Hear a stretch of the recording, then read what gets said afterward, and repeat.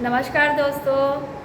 आज योगमय जीवन में हम बात करेंगे हमारे देश की एक ऐसी लड़की की जिसने अभी ओलंपिक में अपना नाम रोशन किया। जी हाँ, आप सब सही समझ रहे हैं, मनु भाकर। 22 साल की इस लड़की ने जिस तरीके से जो है भारत को पहला मेडल ही नहीं दिलाया, वे कांस्य पदक जीत कर भारत की पहली महिला निशानेबाज भी बन गई जिसने ओलंपिक में ये गौरव हासिल किया है।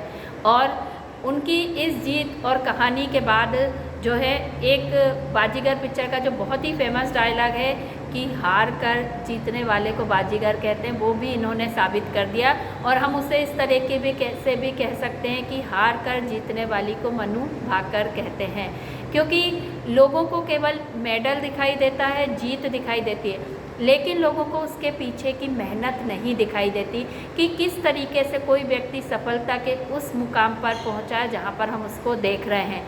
तो मनु भाकर जो है सभी युवाओं के लिए, लड़कियों के लिए एक प्रेरणा का स्रोत बन सकती हैं जब वे जानेंगी कि ये सब कुछ इतना आसान नहीं था।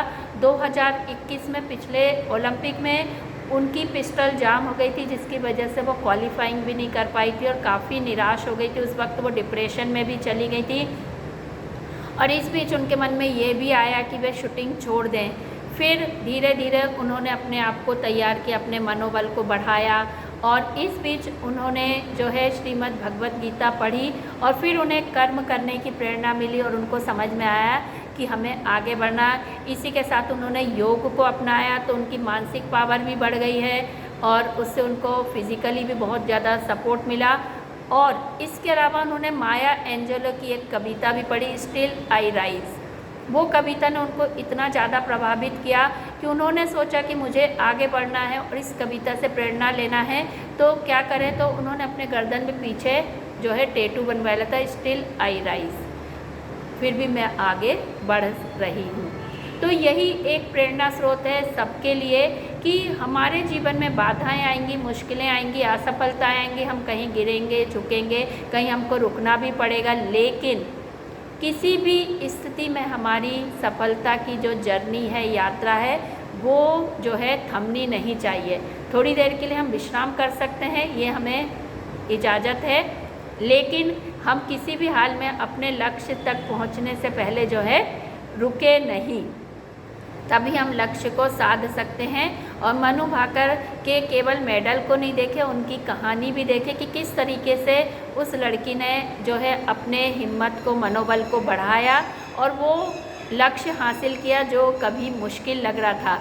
तो उनकी ये कहानी सभी युवाओं के लिए, बच्चियों के लिए बहुत बहुत बहुत इंस्पायरिंग है जो अपने जीवन में कुछ भी करना चाहते हैं, क्योंकि ये कहानी उनको इंस्पायर नहीं करेंगी जिनके जीवन का कोई लक्ष्य नहीं है। केवल उन्हें ही दूसरों की कहानियों से प्रेरणा मिलती है जो अपने जीवन में कुछ करना चाहते हैं। तो मनु भाकर की कहानी पढ़ के सभी युवाओं से कहना चाहूँगी कि आप लोग भी कम से कम एक बार श्रीमद् भागवत गीता ज़रूर पढ़ के देखें।